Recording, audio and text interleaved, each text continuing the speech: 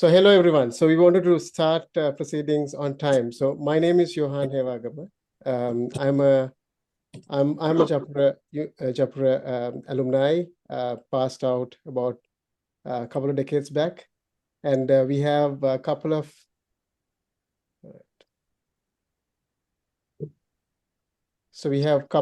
other alumni from Japura who are joining with me.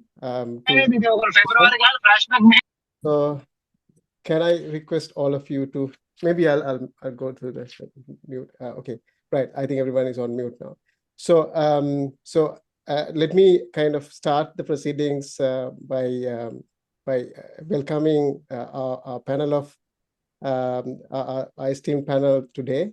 So they are all fellow Japura alumni members.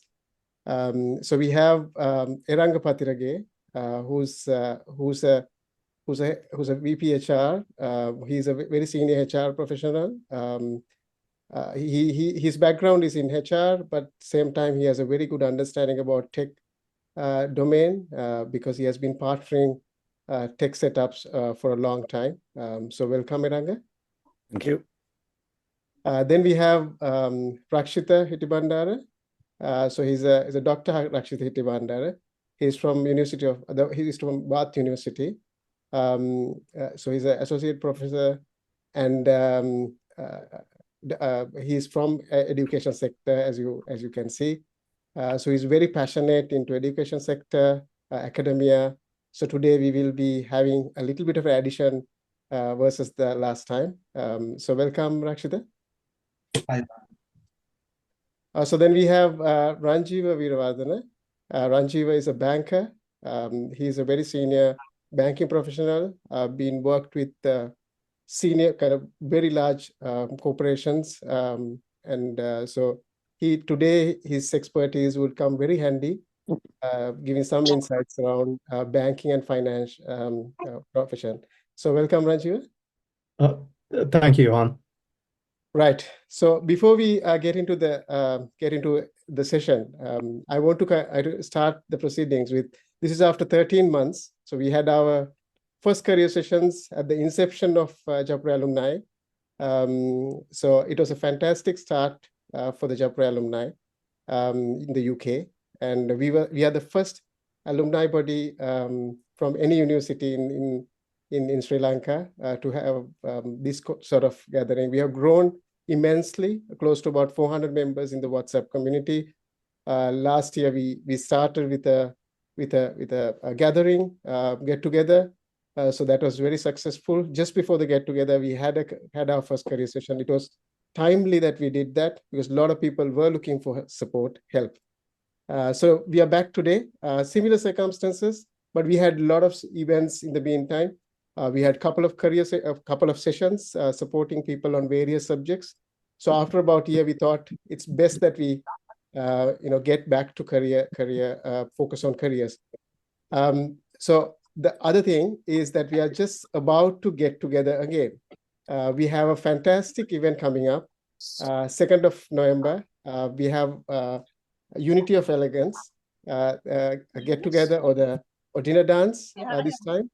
A glamorous dinner dance coming for all of us to come together. So we will be having the link for the event and for buying tickets. Please use that to purchase tickets. It's not only just a dinner dance for us to have fun. It's also to support the Sri Lankan party on Japura, UK. So it's also an opportunity for us to kind of support back, give back to the university.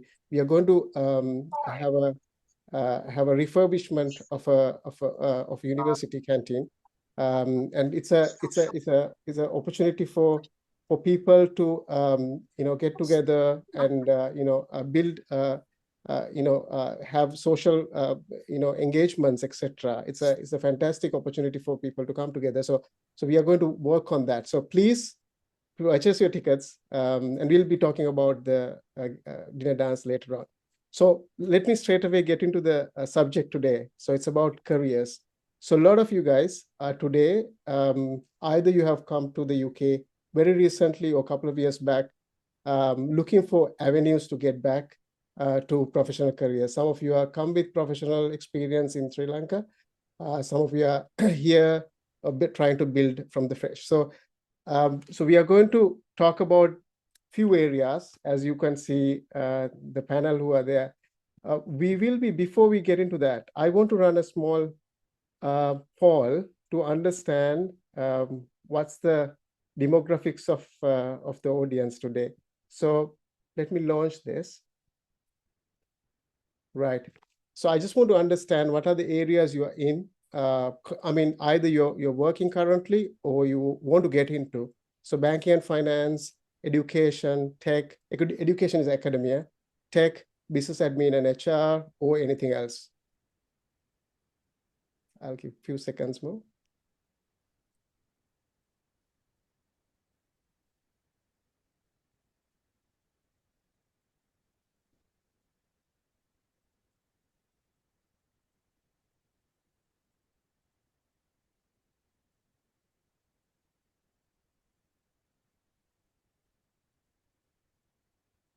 So we are done with 56, 57, so a few more seconds.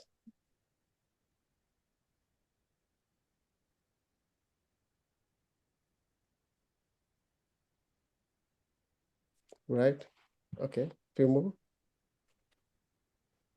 In the meantime, just to make it very clear, I mean, I'll be conducting this session in English just because the corporate language anywhere in the world is English, and I'm comfortable to do it in English. Sinhalen kata karanda, Sinhalen present karanda කිසිම බාධාවක් නැහැ. අපි ඔක්කොටම සිංහල හොඳට තේරෙන ප්‍රශ්න අහන්න පුළුවන්, කිසිම ප්‍රශ්නයක් නැහැ. ඒකින්ද සෙෂන් එක අතරතුර අපේ පැනල් එක සමහර දේවල් සිංහලෙන් කරයි. ඊටත් අමතරව ප්‍රශ්න තියෙනවා නම් anytime ඔයගොල්ලන්ට සිංහලෙන් ප්‍රශ්න අහන්න පුළුවන්, කිසිම ප්‍රශ්නයක් නැහැ. But as a way of proceeding, I'll be using English to kind of continue the conversation. Right. So I think we need to get into the session quickly. So I'll close the poll. Thank you very much for everyone who have voted. Let me end the poll. So right. So let's look at it.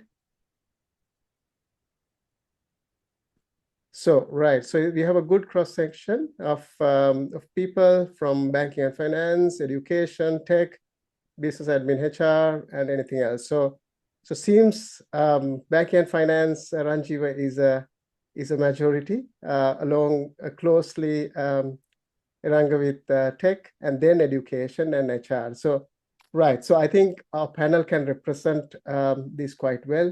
So let me start with, okay, thank you. So let me stop sharing. Let me get to Eranga first. So the question that I have, Eranga, a lot of our colleagues who are here, I'm probably asking for them, they can jump in later. They might be looking for opportunities to get in. So where do they start? Where can they start if they are first time looking for a career here? Yeah, Johan, thanks a lot for this session and also inviting us to join today. Welcome, everyone. Yeah, so I think it's everyone's in mind that how to prepare first for approaching to find a job. And you might have already tried and tested some of what we are going to cover today. However, it's important that we keep at it without giving up in the first or second instance and continue to persevere in the effort of finding a job. So let's start with the profile, and in any across all the industries and sectors, how you present yourself matters the most when it comes to somebody looking at your profile, seeing the suitability for the job they are looking to fulfill. So the first part of the profile is your CV, and when it comes to a CV, less is more. It's not that you fill the whole host of responsibilities and everything that you have done in your prior lives. You need to make it short, and ideally it's 2 pages long, and you should highlight your achievements more than responsibilities. And you need to cover your qualifications that are relevant to the job that you're applying for, and the most relevant experience as well. So when I say relevant, it is important that you don't list down everything that you have done or every qualification you have, if unless it's relevant to the job you're applying for. So that's the starting point, and it's extremely important as well for you to submit a personalized cover letter for the opportunity that you're seeing. It may be something that you need to work hard for, that every job has different expectation and the specification that you may have to cater to that and keep modifying your cover letter. We still have to do that. If you keep sending the same letter and the profile for various jobs, the chances of you getting selected at the initial stage of screening is going to be remote. So that's important point to keep in mind. Now, once you have done that, you have a UK style profile. That's also important. You just find the best profile formats and CV formats online you can get. If not, you can get a professional to do it. They won't charge much. You can get professionally done CV to cater to a job. And what is next? The next most important thing in brief is networking. And how do you build a network strategically and align your job search towards that? The first most prevalent and free networking opportunity online is LinkedIn. And in LinkedIn, there are, again, you need to make sure that you're tapping into the right channels and the relevant groups. What I mean by that is you have to have the profile appealing to the audience in the same manner that I mentioned about your CV, and join the groups that are of your interest, that are of your experience and background, and keep attending, keep following those groups and companies and participate in those events. So the most of these, almost every industry and the sector, the companies and the recruitment agencies conducting events in the UK in several cities. So you got to make sure that you keep at it and participate those events. So that's one way of networking. The second way of networking is also building. If you are part of an alumni, now you're all part of Japura, I believe. And there are several of Japura alumni members are part of various global enterprises working in the UK. And you may have not known them personally, but you can see in LinkedIn where they have studied. So you can have some connection, write to them personally and see if they can help you. And there's one more thing called informational interviews in the UK. It's more prevalent again, that you're not attending an interview to get a job. You're asking for someone's help for a 15-minute conversation to get some advice, to seek some tips from a person. So if you reach out to somebody, say that I want to talk to you for 15 minutes to understand what you do, most likely you will get a response. And then, because you're not looking for a job, you shouldn't be saying I'm looking for a job. You shouldn't be just saying that I want to spend time with you. So that's another way of connecting. So, and then once you build, now let's say that you got into an interview, it's also important how you prepare for an interview and get yourself aligned to the UK style of interview, which is more formal style, commonly a formal style, depending on the industry again. Prior to the interview, you need to research the company to the best possible level, and you need to understand what that company is about, what are their values, where they come from, what do they stand for. It's very important that you know inside out of that company, whatever the publicly available information you can search for. The second, thorough search and understanding of the role that you're applying for. You need to understand why they are trying to fulfill that role. Is it a replacement, or they have created a new job opportunity, and all the specifications inside it. Right. Third, prepare for some common questions that the interviewers are going to ask for. Most likely, nobody is going to avoid a question of explain yourself, tell me briefly about yourself. So that you need to prepare for a succinct answer. You cannot go on and on about a single point repeatedly. And then another question would be, why do you want to join us, right? Why do you want to apply for, why are you applying for this job? So these some common questions you can be prepared for. And the starting point is going to be that you build some confidence for yourself and you build the confidence with the interviewer. So let me pause. And there are some of these insights you might have already, as I said, tried and tested. However, these things work, right? And we know by experience that when we interview candidates, we're looking for some of these from them. Thank you, Ranga. So fantastic. For the benefit of everyone, I mean, I'll also try to summarize in Sinhala to an extent too. I think දැන් මේ තනිකර මේ job search එකේ තියෙන ලොකු දෙයක් මාත් දැන් මම day in day out මමත් ගොඩක් වෙලාවට මේ ජොබ් සර්ච් එකේ ඉන්න කට්ටියත් එක්ක තමයි මම ගොඩක් වෙලාවට ඉන්ටරැක්ට් කරන්නේ මෙහෙත් සමහරලාට මටත් දකින්න දෙයක් තමයි රිසර්ච් එක පළවෙනි පොයින්ට් එක understand the market. First of all, understand the market. A market එක තේරුම් ගැනීම ඊට අමතරව ජොබ් එකක් තියෙනවා නම් ජොබ් එක හොයා ගැනීම සහ ජොබ් එක තේරුම් ගැනීම රිසර්ච් කිරීම ඊට පස්සේ ඒ රෝල් එක ගැන අන්ඩර්ස්ටෑන්ඩින් එකක් ගන්න එක ඊට පස්සේ ප්‍රෙපරේෂන් එක දැන් අතරම ප්‍රෙපරේෂන් එක කියන එක දැන් ඉස්සරටත් වඩා ගොඩාක් තියෙනවා මේ අපිට ටූල්ස් ප්ලැට්ෆෝම්ස් තියෙනවා රිසර්ච් එක දැන් කමියුනිකේෂන් දැන් මට ගොඩක් වෙලාවට හම්බ වෙනවා කමියුනිකේෂන් කිව්වහම ඉංග්‍රීසි පුළුවන් ඉංග්‍රීසි නෙමෙයි ප්‍රශ්නේ ඒ කියන්නේ අපිට භාෂාව පුළුවන් සමහරවිට ඒ භාෂාව අපි ඒක use කරන්නේ කොහොමද කියන එකයි ප්‍රශ්න තියෙන්නේ.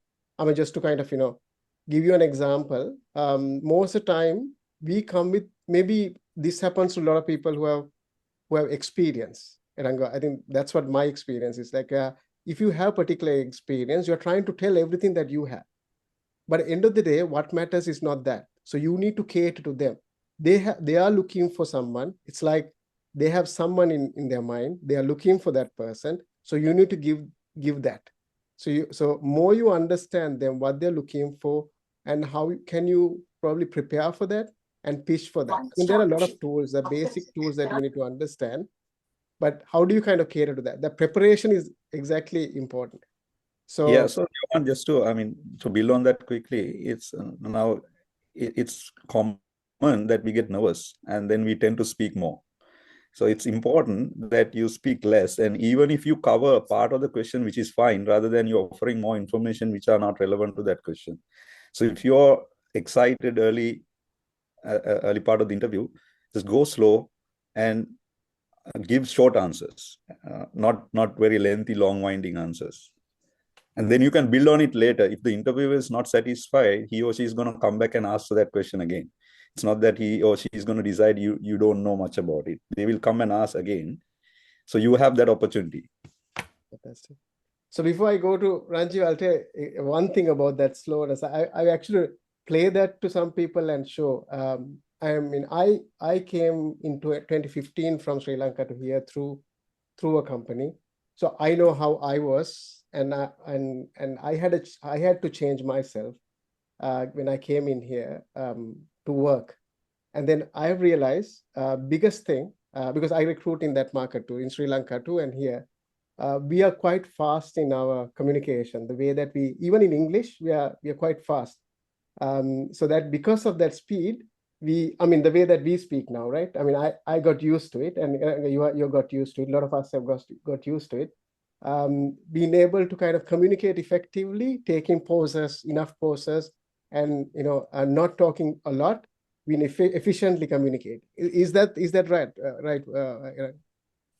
Yeah, absolutely. Fantastic. Right. Okay. So thank you. I'll get back to you on tech, Ranga. So, but I want to get to Ranjiv. Ranjiv, now these facts that we were talking about, preparation, research, all of that, how does this apply to banking and finance industry? How is it to get into the industry? Yeah, Johan, I think it's a great question. I think my feeling and my experience and what I have seen, regardless whether you are in banking and finance or whether you're in IT or whether you're into academics, any industry, I think the preparation is very important, right? So as Eranga mentioned earlier, right, at least to start with, you need to look at what the job profile is, and then we need to understand how we can sell ourselves and what we can gather information about the company and what we can gather about the job profile, and then what we know about the job.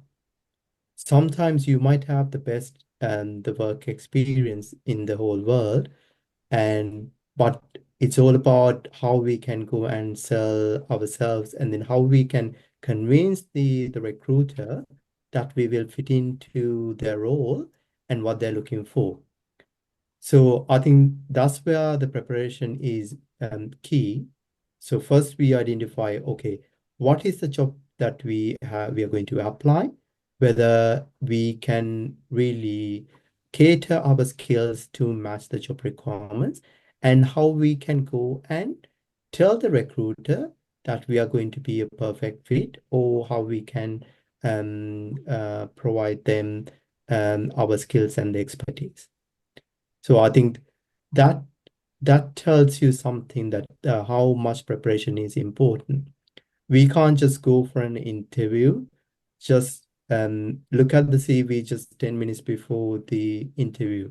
At least we should spend some good time, and then maybe we should get some help from someone. Maybe it could be from someone at home, or maybe you could ask one of your friends to help you with, to ask a couple of questions as a recruiter. And then you can try to create a situation before going for the interview, and then just practice by asking someone to create this the place like an interview, and then ask some questions. So then at least it helps to you to understand what can go wrong, and then what are the areas that I should be prepared of, and then what are the type of questions that the other person, the recruiter, can ask. So when we go for an interview, and of course we will be kind of nervous, and then again, whether it's the hundredth interview that we have faced, still there will be a little bit of struggle to come across.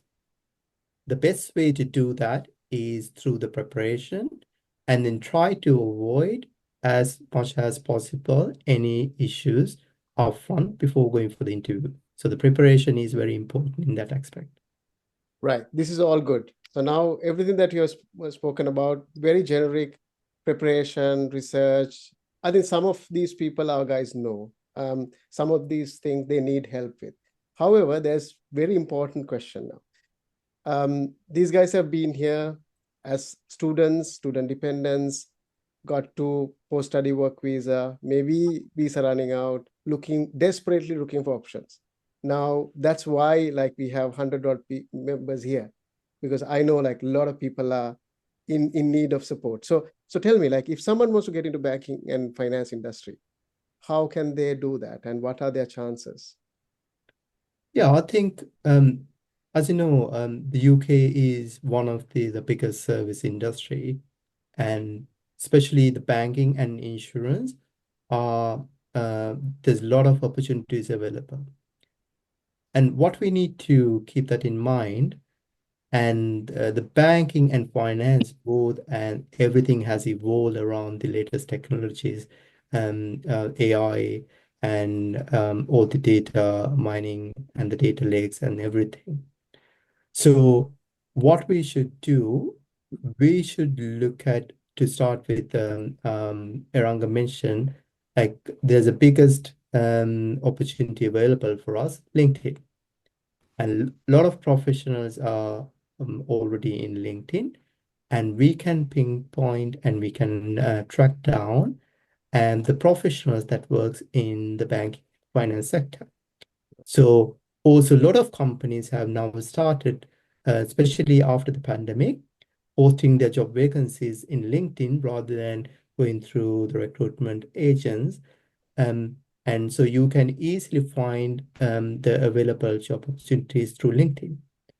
If not, there are other job websites available, but LinkedIn has become one of the best and the popular platform. You can find jobs as well as you can connect with people. Right. And it's going to be very helpful. And then it's one of the best starting point for anyone to look for. right. මේක මේ important ඉඳ මේක සිංහලෙන් අහනවා. දැන් recruiters. I'm a recruiter, but there are 30 to 40,000 recruiters in this market. Right? මේ market එක ලොකු recruiters ලගේ market. But for a fact, what I know, මම හොඳටම දන්න දෙයක්, recruiter කෙනෙක් profile එකක් ආවා කියලා particularly more than 90% of recruiters.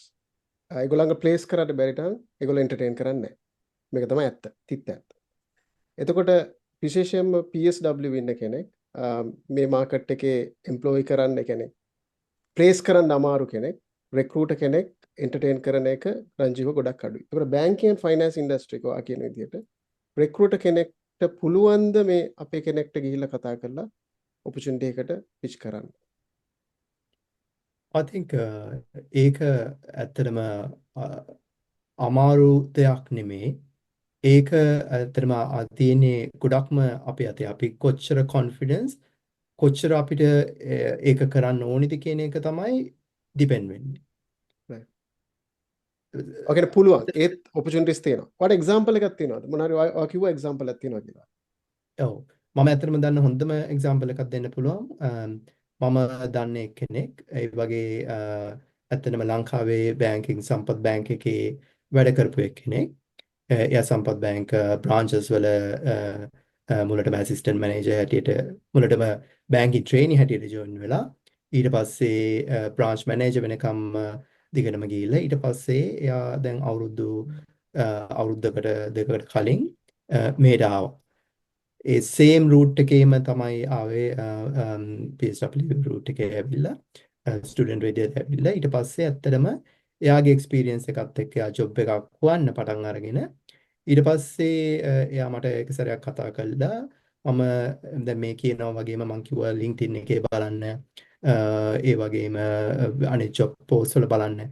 එහෙම කළා එයා ඇප්ලයි කළා. ඇත්තටම එයාට දැන් බැංකින් ජොබ් එකක් හම්බ වෙලා තියෙනවා කිසි ප්‍රශ්නයක් නැතුව වීසා එක කිසි ප්‍රශ්නයක්වත් නැහැ.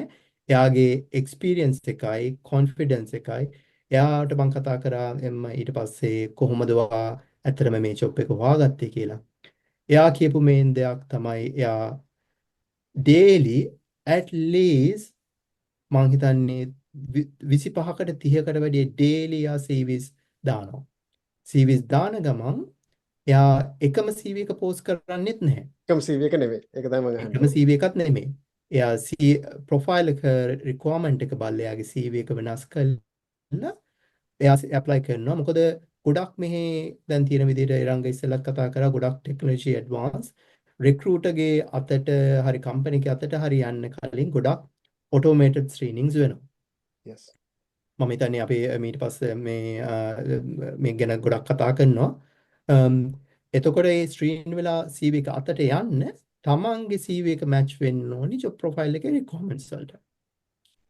එතකොට ඒක ගැනත් හිත යොමු කරන්න ඕනි. අපි අපේ CV එක තියෙන විදිහටම ඇප්ලයි කරන්න බෑ.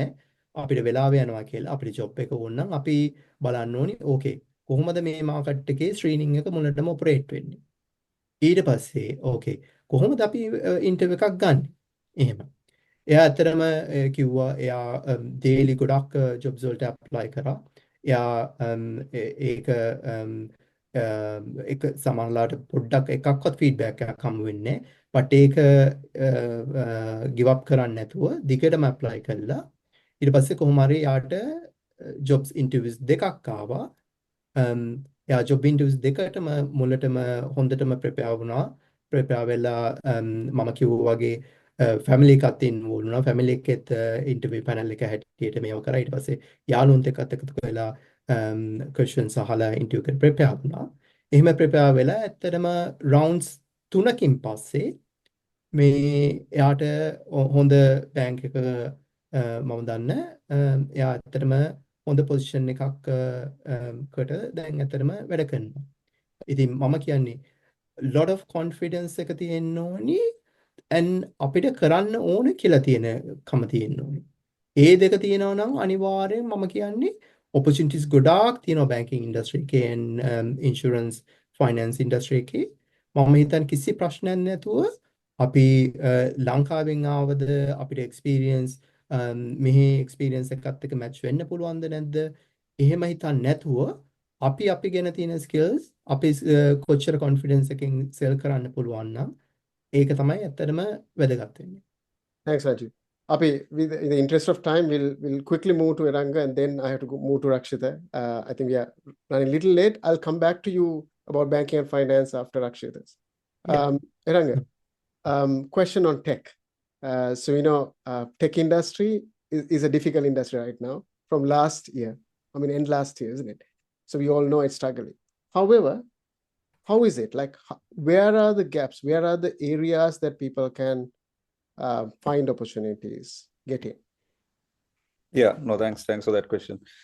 So the amount of money that is being invested and pumped into the technology sector has not gone down. It is day by day increasing. And we just need to find out where they're putting and investing money compared to 2-3 years back. So that is where the catch-up game in the technology industry, because the change is so rapid. And compared to a few or 2 or 3 years back versus now, most of the investment in the IT sector is going into generative AI related technology. Everybody is trying to be in the game that even if somebody wouldn't really understand the applications of AI, they still want to invest. And biggest investor or the entity that is putting money in the UK is the government, supported by the private sector. In the government, there's an incubator program. They're investing at least 80 to 100 million pounds a year in the UK for AI startups. That's one area you should look for. The second, when it comes to AI, there are several skills inside that. And what are those skills that are in demand? And if you can tap into that, finding a job is not going to be hard at all. The things like data science, machine learning, AI algorithm builders, AI model engineers, and content creators. So they are not, some of them are not deep technology as well. So these are the ones that you need to keep in mind. However, having said that, it's not only AI. There are other technologies still are in demand, like the DevOps skills, cloud computing skills, or any other skill set that are related to the full stack development, etc. They are still in demand.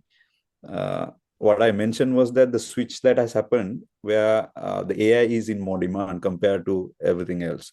And most of the companies, they are investing into building newer business models using AI. It's not in the early days that we had an IT department for an enterprise to support their internal efficiencies and automation. Now, every company is trying to build their business model based on generative AI.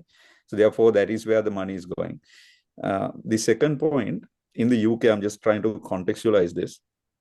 The UK experience is not something that is going to be asked compared to other sectors.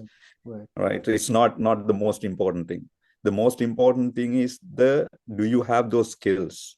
And if you do have those skills, have you got experience using those skills? Now, if you're on data engineer, how many years you have worked on and that particular technology, and what are those applications? That's number one. Number two is the domain coming along with the technology. Now, some people would have worked in the banking industry in the tech side. Some people would have worked in the telecom industry or media, high tech, so on, and healthcare, insurance. So these are domains that the technology always go hand in hand with.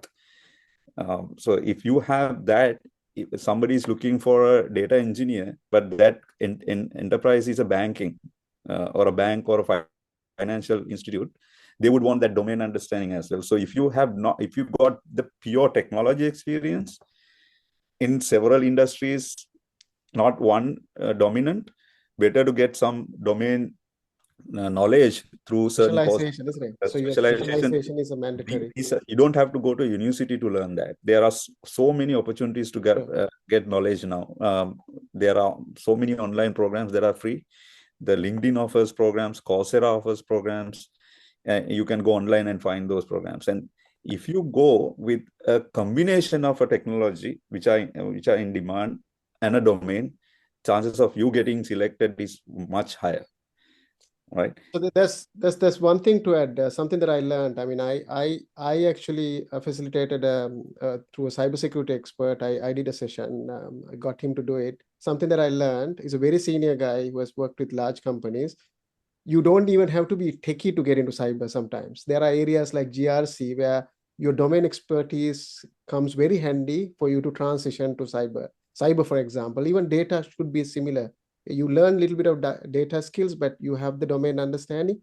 Ranji was talking about banking and finance and AI could work together, isn't it? So yeah. So I think before I conclude, Johan, I'll also mention the technology sector again. The way that companies select people has changed a lot. Most of the companies use technology to screen, and as Ranjiv mentioned, the first round of selection or the screening is completely automated, and it's done by a bot or an AI agent. So that means the profile should have the required flavor, not just the keywords. It needs to have the tone that the company is looking for. It needs to have the right approach to it, not just the hard technical skills, the soft skills like culture fit. How do they measure culture fit in a profile, right? So that's very advanced now. They will look at the psychometric part of it by just looking at the CV. So you need to use that right language. How you're looking at teamwork, preferences for teamwork, punctuality, and so on, right? The politeness and stuff like this. These are pretty standard things in the UK, but they would catch the eye. The second, once you're through with that, 50% of the job is done. The next part is most of the organizations would want you to write a code test, online code test.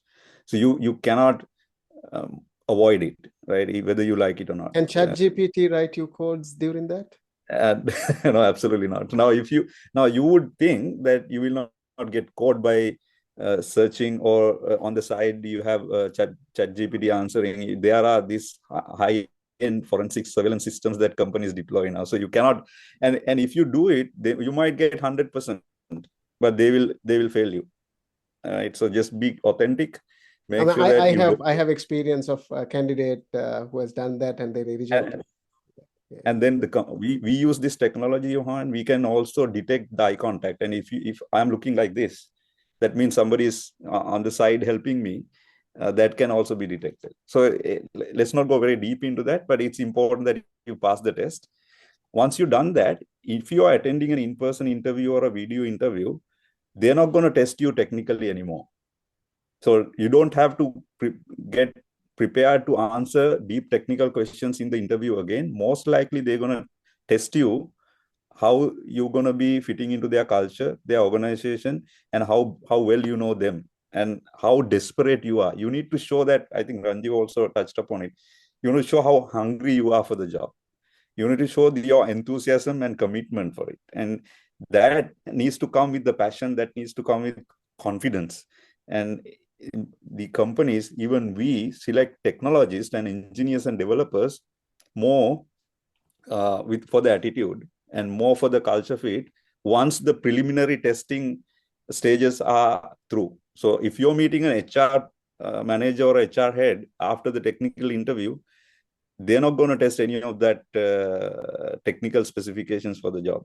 So that is also important. And you may think that now I'm through, let me not just not prepared for this. You may not get the job in the technology sector. So I was just trying to cover some of the practical elements of specifically in the tech industry, Johan. And if you have any follow-up question, I might be able to answer later. So as I said, absolutely. Yes. So thank you very much, Ranga. So if you are, I mean, I think you're moving, or if you are around, it'll be great. Like then people can ask questions. I may be able to stay on for another 10-15 minutes if 10-15 minutes. So, all right. Okay. Yeah. So just do you think it's important, or yeah, sorry. Yeah. You think that is fine, or I can log off? And because you one last thing just before, I mean, maybe yes or no answer. There's a question about salary threshold. I'll probably get to that and finish it. Because the salary threshold has moved because post-study work visa, post that, get into a sponsorship, salary threshold has gone up to 38,000, whatever. Now you can hire a local for like probably slightly lower salaries at a starting level jobs. Is it the same for tech? Not really. No, it's just compensation has never been a constraint. They would only look for the right profile, the right skill set, all the attributes that I earlier mentioned. Compensation would not be a challenge at all.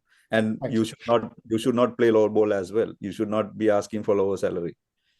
That is not relevant in the IT sector. In the tech, correct. Thank you, Eranga. Thanks for that. Thanks for your time. So if you are around, people might be able to message and ask questions. Please, if you have time, please stay on for another 10 minutes. And then I invite all of you guys to, if you have any questions related to techie, HR, please, you can DM Eranga. Right. Let me get to Rakshita. Rakshita has more stuff to talk about around academia. Rakshita, hi. Hi, Johan. Thank you so much for giving me this opportunity to discuss about academia. What I want to tell you, there are, now you can say many people came to UK and they want to stay here, stay in UK, but your 2 years what you call post visa is going to finish end. So this is then you are thinking how to keep you are going to stay in UK and how to keep your spouse in UK or your dependents. So in education sector there are three main programs you can see. You can keep your dependent with you. One program is a Masters of Philosophy, we call MPhil, or Masters of Research. This is 1 year or 2 year program, and other two are very important. That's what I'm promoting here. Doctor of Business Administration, DBA, or Doctor of Philosophy, that meaning is PhD. So these two programs are very important. After these programs, you will get title doctorate, and you will get 4 years 4 years student visa. Yes, this is normally when you see the DBA or PhD, it's going to be 3 years. You have to pay for the university 3 years, but you get the 4 years visa because of final year, fourth year going to be writing up here. Okay, so it's a 4 years program. So you can ask any question, Johan, about this. Right. Okay. So I mean, what's the difference? So this is like, so is it? So I mean, this first one is more of a master's, right? The second one is a DBA and a PhD. So which means, can you get scholarships for all of these? No. First one, Masters of Philosophy or MPhil or Master of Research, you can't get, and DBA also you can't get any scholarship. But only you can get the scholarship is doctor, PhD. Right. Okay. Right. So right. Okay. A little bit here, isn't it? So Yeah, is if you this go we are back, talking about? We are talking sorry, a little bit more about this. can I talk about a bit more? All right. Could you go back? Yeah. The thing is this, benefit of doing doctorate, if you want to become a lecturer, so you must have a doctorate. That's the industry requirement. And if you see 233,930 working, according to the facts, I don't know whether it's correct or wrong, but according to facts online, 233,930 jobs are there. Okay, and 43% going to be academics. That means 100,000 is going to be academics. They all are going to be PhD holders. So this is a niche market, niche industry. If you have a PhD, you can get into this market. That means you can become a lecturer. The good thing about being a lecturer is there are main good two things. After your PhD, okay, after your PhD, just before you finish your PhD, in your fourth year, in your writing up year, you are applying for jobs. Okay, you are applying for jobs. Then actually in UK, we don't have enough lecturers. So you can see, lot of international lecturers are in this industry. Okay, so fourth year you are applying for jobs. The people who I know, everyone, all the PhD students or everyone got the job in their fourth year just before they finish their PhD, even they finish their PhD. And salary wise, starting salary for for first, for example, same as me, I was an accountant before I moved to UK. So then I did my master's and PhD. So my first job, it started with 2017. It started with 38,000 pounds. Okay, starting salary. Now it's 44, 45. The starting salary for lecturer is 44, 45. So there are a lot of academic side, there are a lot of universities in UK. So your starting salary is going to be 43. And even though if you do the DBA, you can go for colleges. There are many colleges you can see in UK. So there are opportunities. You have a lot of opportunities. But I want to highlight here, all the universities, they have sponsorship.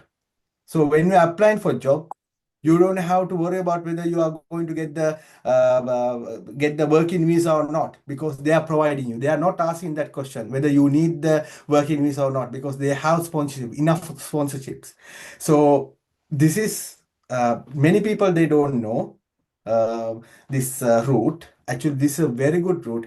If you can finish doctorate, DBA or PhD, most of most of people I know, 95% of people I know got the jobs. 5% always you can see, some people don't get the job because of other reasons. So the difference of the DBA and PhD is, DBA more focused on the industry. They do some business, they identify the business issue and they try to find the solution for that business issue, and they write the thesis for 45,000 word count. And PhD is much larger than that. The word count is 100,000, and you have to, when you are writing your PhD, you have to intermingle a philosophy in it too. So you are doing a philosophical study, but DBA is just a business issue. Any question, Johan? Well, that's good. No, that's Yeah. good. I mean, with the interest of time, I just want to kind of move into understand a little bit more about, little bit about maybe the prominent one, which is like the PhD, which allows you to get to academia. Am I right? More Yes. opportunities, right? Yes, So shall we exactly. get to the next slide and talk about that? Yeah. Right. This is about the PhD scholarship. Okay. I will talk about Okay, difference between a paid PhD and a scholarship, isn't it? Between paid PhD and the scholarship. For my understanding is, my opinion is, whether you get the scholarship or not, rather than doing other rather than choosing other avenues, please choose the PhD if you can write. If you are interested in learning and teaching. Every university, they have PhD scholarships. Okay, for example, where I work, University of Bath, every department. So in a management school, we have 8 departments. Each department, they have 3 PhD scholarships. You can see, main universities, they have PhD scholarships. Normally, our PhD scholarship looks like this. Okay, it's cover the tuition fee. 12 to 24,000 is the UK PhD tuition fee. It's cover the tuition fee. You can get stipend in your hand, tax-free salary. Okay, tax-free salary. It's going to be 15 to 20,000. It's a quite decent amount, and you can teach, and you can get more money from teaching. In the teaching weeks, you can get you normally get 5 to 10 hours teaching. It's up to the university how much they pay for per hour. Approximately is 22 to 35.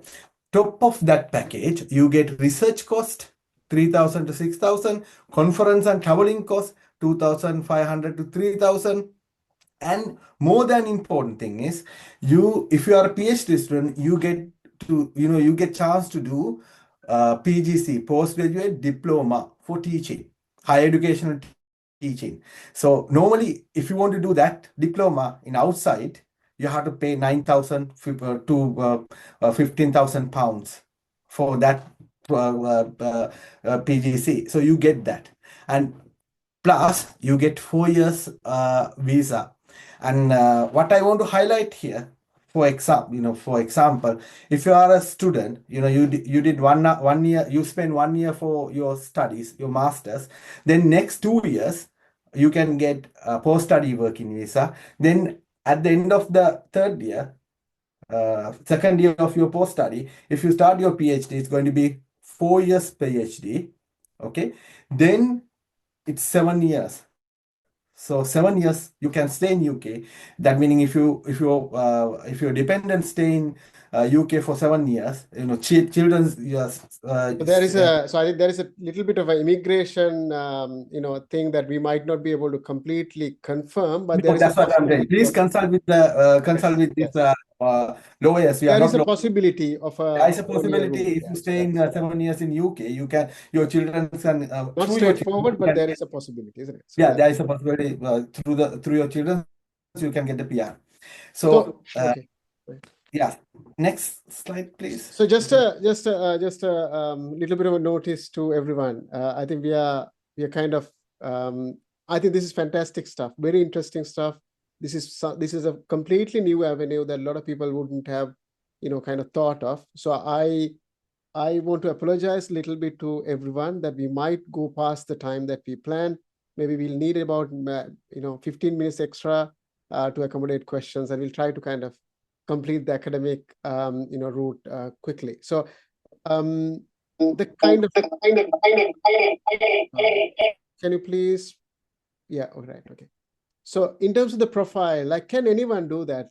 Because I mean I don't know at this stage whether I want to do something like that. It's an adventure, isn't it?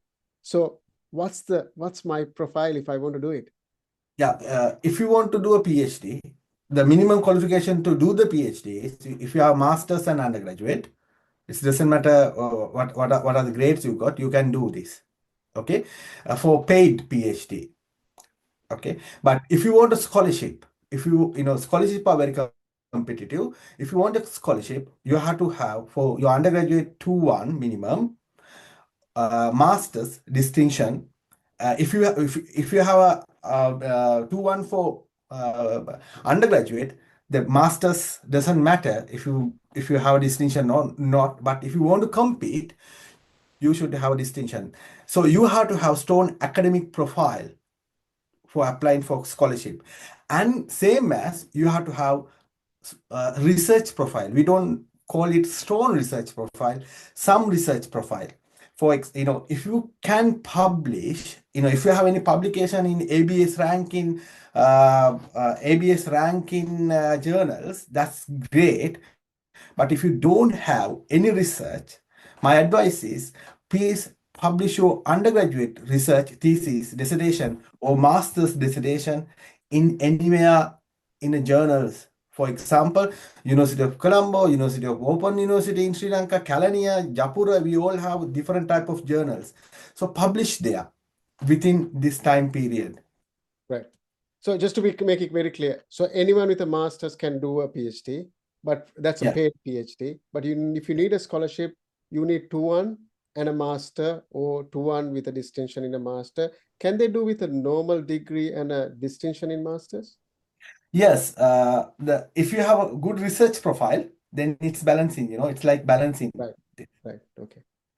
Okay, fantastic. This is getting very interesting.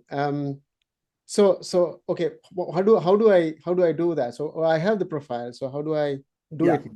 This is a thing. You have to have sharp research proposal, then 2 to 3 references. These references not like normally I give to my master students or undergraduate students. This student is very nice student, very happy student, very intelligent student, not like that. Okay, so you have to get the reference, vouch in your skills, your research skills, and at least one reference you have to get, talking about your capacity to do this type of research. Okay, so when it comes to references in UK, when you're applying for scholarship, references are very important, and personal statement. You have to have academic personal statement, and I'm quoting that academic personal statement and academic CV.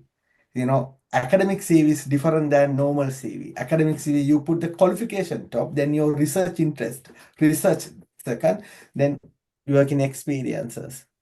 So just to compare to everyone, I think generally in a corporate sector, I mean, probably Ranjiva can also kind of vouch for this. Corporate sector starts with skills, and then qualifications comes later, probably at the start, like starting level job, probably qualifications. They might look for certain jobs, but I think skills is priority. Types of skills, the competencies, the traits, to all of that.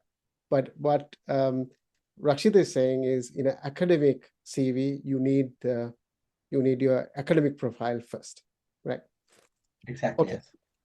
Right. So how do I find it? How do I approach the whole thing? This is all new to me. Actually, Johan, this is what I struggled before. But now I tell everyone that it's very clear. If you want to find the PhD, you can find through these two websites I put here, jobsac.uk and find PhD. All the universities, they publish their projects in these websites, and you can't just waiting for scholarship to come to you. Okay. The second thing is, while you are searching from these two websites, you have to contact the university. For example, if you are in accounting field, you have to go to, for example, like if you are in accounting field, you have to contact professors or appropriate people. You can offer you a PhD in the department. So you have to go to University of Bath accounting department. You have to search the profiles. Then you have to find the accounting professors. You have to see their research interest, and you have to email them. Okay. When you are emailing them, don't put everything. I get 10 to 15 per week, some requests for PhD scholarship, PhDs. So don't email everything. Like some people email me CV, personal statement, their transcript. No, you have to have just nice email introducing you, like your personal statement and your research proposal. You can see research proposal is very important. So I get, as I tell you before, 10 to 15 emails per week, but none of them are in the proposals are none of them are in that standard. Okay, so you have to put some effort into your chosen topic, and you have to prepare your proposal. Fantastic.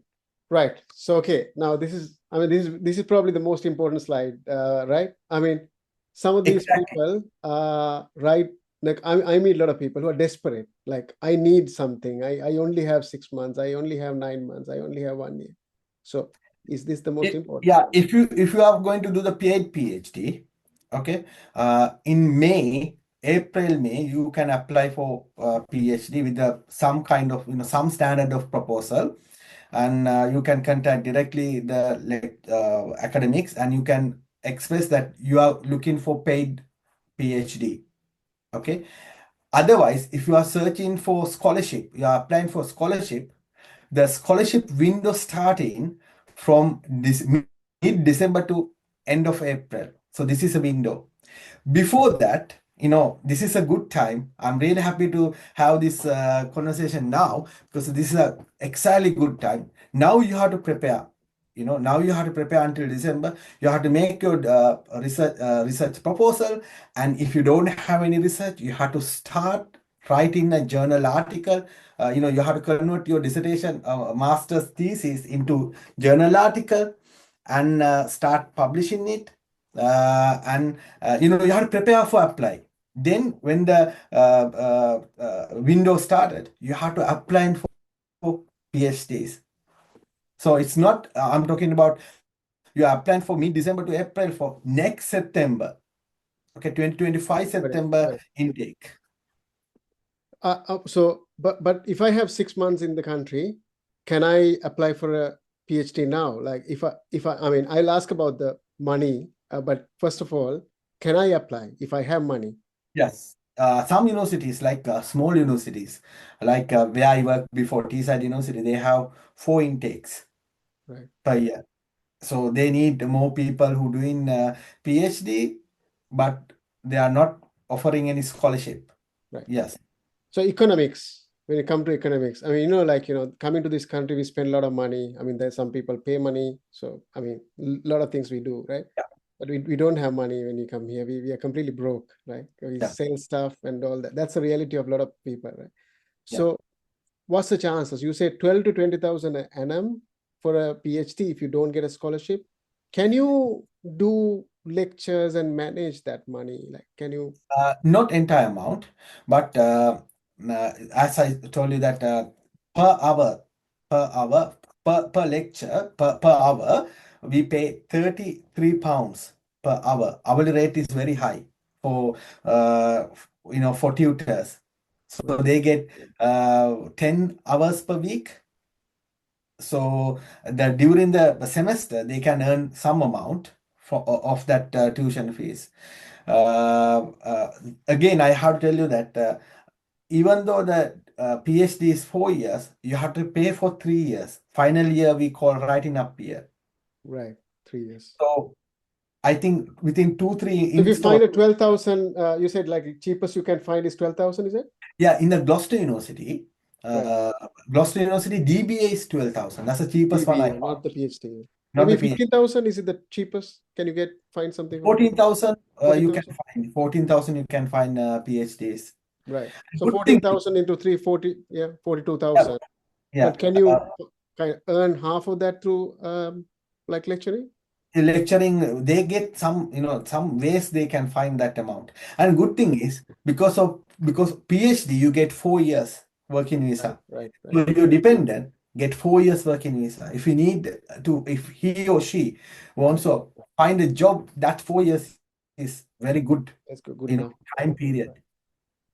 Fantastic. I think that's it from the academia side. So, I mean, with the interest of time, this is fantastic, Rakshita. I think if there are more questions, if they need help, can they contact you? Yeah, they can find me through LinkedIn, or my email is there. I can put my email Okay. So because please drop your email to Yeah. the message to the comments, and then people can find you. So guys, Rakshita is from Bath University. You can find him. He's very supportive, very passionate to support people. He believes this is a genuine path for people who are desperate to kind of find ways to get in here. So with the interest of time, let me quickly get into a question with Ranjiva. Ranjiva, there is a question about a lot of the time, if you don't have local experience, if you're on PSW, you're getting rejected on applying. Is it because you're on PSW or is it something else? What's more common? I think to start with, if you have the PSW, my suggestion is don't worry that you don't have the indefinite leave to remain over here, right? And then especially when you're preparing your CV, the type of visa is a least concern for the hiring manager, because the type of visa comes at a very later stage. You go through the interviews, and then once you get through the interview with the hiring manager, that's where the HR, the human resource department comes. Right. That's the point that they are looking at the visa. So don't try to put the type of visa that you have in the CV, because you're trying to put yourself in a disadvantage. But I have to pause you there. So, but there is a tricky question in a lot of the applications. We're saying you have permission to work in the country. So what do you kind of put in there? Like, you can't lie to them, right? No, it's not lying on the application. yes, you have the right to work in the visa. You have a PSW, right? Right. And as a hiring manager, what we are looking is you have a legal right to work, and then whether you have the right package. When I say the right package, is not only the technical skills. And as we already know, a lot of finance jobs and a lot of banking jobs have completely changed, right? So let's take a finance manager as an example, and if we think, okay, we just sit in front of a computer and then we do the ledger accounting, is not the case anymore. We have to do a lot of business partnering. That means we have to interact with a lot of other people in different departments, and whether it could be IT, or whether it could be the business managers, or it could be the stakeholders in somewhere else. So you're no longer a technical person or just pure accountant. You need to have the soft skills, and you need to have the technical skills, as well as you have to have your skills shape up. So you have to stay on top of what Right. is going in the market. Thank you. So I might ask another question, but maybe I will open up the floor to other questions from the audience. Maybe we take about 5 minutes to do that. Before that, I want to remind all of you guys, we are here today, just about a month away from our next gathering. So Japura Alumni, last year we set up the community, and then we had a career session like this. We had a fantastic get together. So we are coming back. This time more elegant. It's called Unity of Elegance. So 2nd of November, like I think there is a link on the comments. Please register, purchase tickets. It's a fantastic opportunity for us to come together and network with each other. This Eranga was talking about power of networking, and this is fantastic opportunity. On top of that, this is going to be really, about giving back to the university. We are going to help university refurbish a place, a canteen, one of the canteens that we have picked, and VC himself has asked our support to kind of, so he came to us and asked for our support. So we are going to give back to the university as a result of this event. Please, click the link, purchase tickets. We're looking forward to see you all guys on 2nd of November, 6:30 onwards, Doubletree by Hilton, London Elstree. So you can get more information. I'm sure the link is there where you can find information. So any questions from the audience? There's Rakshita, there's Ranjiva. I can attempt to answer some of the questions. We can pass on any questions to Eranga. So are there any questions that we can pick up? So you can open up your mics and right. So there is a question, maybe I'll read through. I don't mention my visa status on my CV, but when hiring agencies call, this is a good one, I know this. When hiring agencies call, their first question is about my visa type. I receive calls daily, but they often point out an issue with my visa. So is this common with all the agencies that you interact in banking and finance sectors? What is your experience, Ranji? Yeah, I think with the agents, the issue is when we publish a vacancy and when we give it to the recruiters to find a candidate, there's limited number of CVs that they can send it out or to the hiring manager.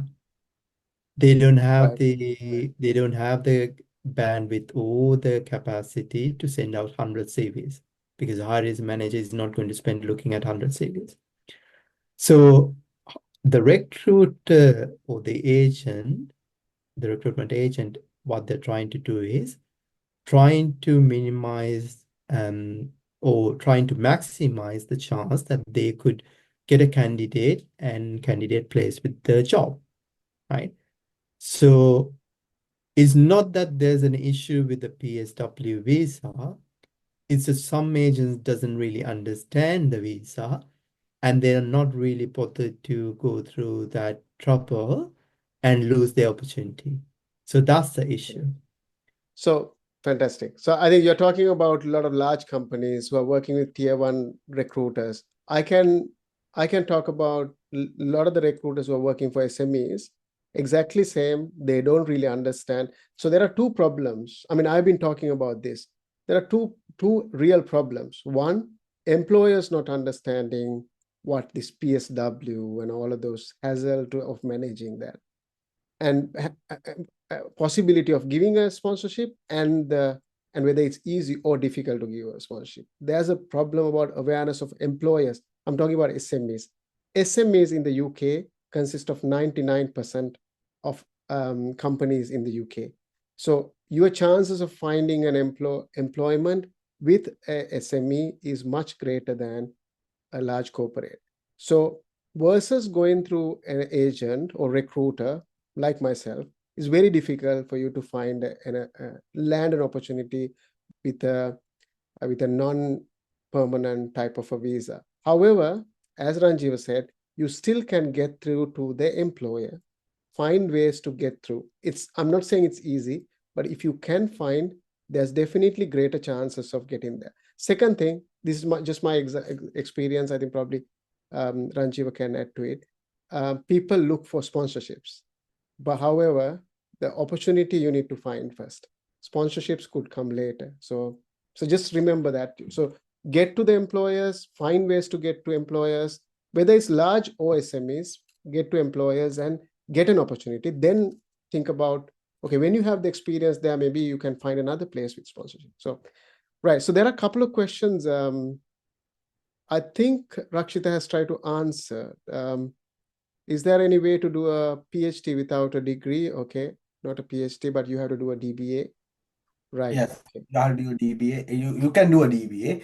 The outcome of the DBA and PhD both are same. You get the doctorate. Okay, but DBA is more about the industry. PhD more about the academia. Right. Thank you.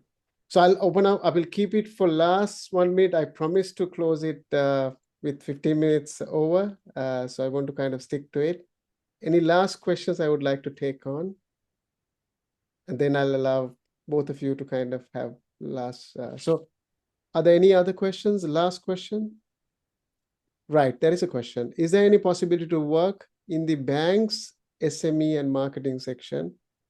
I have tried many times, but I haven't been unsuccessful. I have experience in UAE banking.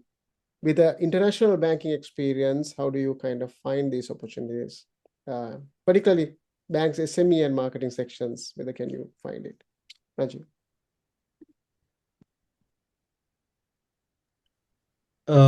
Nimesh, I think it's a very good question. I think there are two ways that you can cater, right? So I think it's very good that you have the banking experience. What you should do, as I mentioned earlier, a lot of companies have changed the way that they are hiring people. And you can easily approach the company directly, mainly through LinkedIn. And all the companies, almost 99.9%, they have their own LinkedIn page, and they post the job opportunities in their LinkedIn page even before going to the recruitment agent. So my suggestion is keep an eye on the LinkedIn and have some companies that you want to get into added as just follow those Follow companies. them. Yeah. Yeah, and then you get the alerts as soon as they post something. That's one thing that you can really do.